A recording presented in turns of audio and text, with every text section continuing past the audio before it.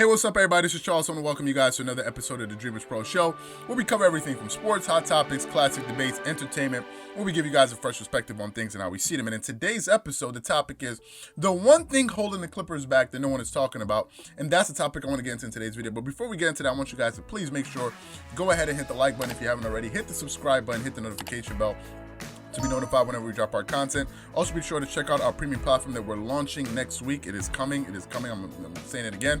And also be on the lookout for Dreamerspro.com, which is something that we're super excited about to bring you guys more quality content. I'm so excited about that, Marco and I. So we'll keep you guys posted with that when we launch that sometime at the end of this month. Anyway, let me get into the topic here. Let me just say this topic is going to be quite controversial, but I think it needs to be said. Number one, I'm not hearing anyone talk about it. But number two, man, like after watching that game last night between the Clippers and the San Antonio Spurs, it was like the straw that broke the camel's back. That was it for me, right? That was it for me. I was always a bit leery of Lou Williams because I'd mentioned this in the past before with his playmaking and all that. But last night, it became clear to me. Now, let me just quickly kind of talk about Lou Williams and his accomplishments in the league because he's been in the league for a very long time.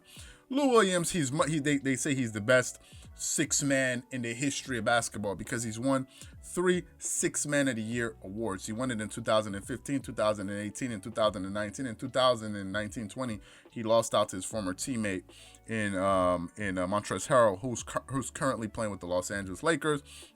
His highest scoring average season for a season was in that 2017-2018 season for the Los Angeles Clippers, where he averaged 22.6 points per game, 1.1 steals, 5.3 assists, 2.5 rebounds. He shot 88% from the free throw line, which is solid, 36% from the 3-point line, and 43.5% from the field for his career. He's averaged 14.5 points per game, about one steal, roughly one steal, 3.5 assists, 2.3 rebounds. He shot 84% from the free throw line for his career. That's pretty impressive. 35% from the three for his career. That's very impressive. And 42% from the field. And he's played 1,000+ games in his career. So Lou Williams has been in the league for a long time. If I look at the amount of teams he's been with, he's played with the Philadelphia 76ers, if I'm not mistaken, for about 8 years or so. Then he played with the Atlanta Hawks for 2 years, Toronto Raptors, Los Angeles Lakers for 2 years. Then he played with the Houston Rockets for a year. And he's been with the Los Angeles Clippers for the last 3 years. Now, if I look at his regular season averages this year, granted it's still early, he's averaging 10 points per game, 2.3 rebounds, and 3 assists. If you delve a little deeper into those numbers, he's shooting 44% from the field, 30% from the three-point line, again, which is very exceptional. 71% from the free throw line is a bit low for him, given the fact that he's an 84% free throw shooter for his career. So I'm sure that number is going to go up, and I don't expect it to be that low. And 0.5 steals per game, right? And doing all of this in pretty much 20 minutes a game. Now, his scoring per game is down considering last season. He averaged 18.2 points per game. But in the playoffs, those numbers went right back. They regressed all the way down to 10 points per game. So, but anyway, that's not really that's not the point that I'm trying to make here. I just wanted to give you guys sort of a macro look at his career so we can put things in context. He's been with the Clippers for the last 3 years, as I mentioned. So maybe this topic is going to needle some people a little bit differently than others. It's going to annoy some people differently. But I have to say it because I'm supporting the team. My favorite players playing on the team. And we just got to be candid when we're speaking about these things. Now, my issue with Lou Williams is this. His decision making, especially late in games or in pressurized situations. I'm not talking about scoring. I'm talking about his decision making.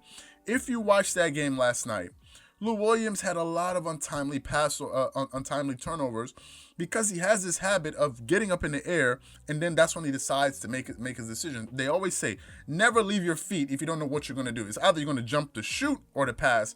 Lou Williams many a times gets in the air, and that's when he starts to make these decisions. And he always has unforced turnovers. And when he does, is usually in the pick and roll that things usually fall apart, and he usually blames it on Zubac. I mean, Zubac, yes, sometimes he becomes with the ball and fumble the ball, but sometimes you're throwing the ball at his ankles, like you're throwing the ball behind his ears. Like, how do you expect the guy to catch the ball when he's moving at 7 foot tall? And he had so many turnovers yesterday. Now, some people may say, well, Lou Williams is a great scorer. That he is, and I accept that. And he does come up big sometimes in the clutch. However, there's a trade-off that the Clippers are making every single time with that, which is the lack of defense. It's like a double-edged sword, man. On the one hand, he's going to give you offense sometimes in the clutch, but 100% of the time, he's going to be a defensive liability. So sometimes he may be on, he may be off on the offensive side, but 100% of the time, he is going to be a late game liability on the defensive end, and the Clippers always have to hide him on defense. Another thing that's worth pointing out is, let's talk about Patrick Beverley. Patrick Beverley is a very good point guard. He plays the best defense of any point guard in this position in the NBA. Who plays better defense at the point guard position? Some people may argue Ben Simmons. Fine. Ben Simmons is a point forward, if you want to say. But Patrick Beverley is like, he's always going to be an all-NBA defender every single year like he did last year. I think he made the second all-NBA team on defense, if I'm not mistaken, or first, I'm not sure. And he plays great defense and hits threes. You saw he had like 6 3-pointers last night. Now, granted, sometimes he's going to have those 2.4 point games or whatever it is. But Patrick Beverley is a spot-up 3-point shooter, and he's not a defensive liability. That goes a long way. When the Clippers were making their run yesterday, it was because of Patrick Beverley. He was one of the main reasons, and that's the reason why energy, competitiveness does not come up on the stat sheet. It cannot be measured. Analytics has nothing to say about determination and energy. There's no stat for that measures these things. That's why you see a lot of some players have great numbers, but they're not great competitors, and you're trying to understand why. But look at but he's not a competitor.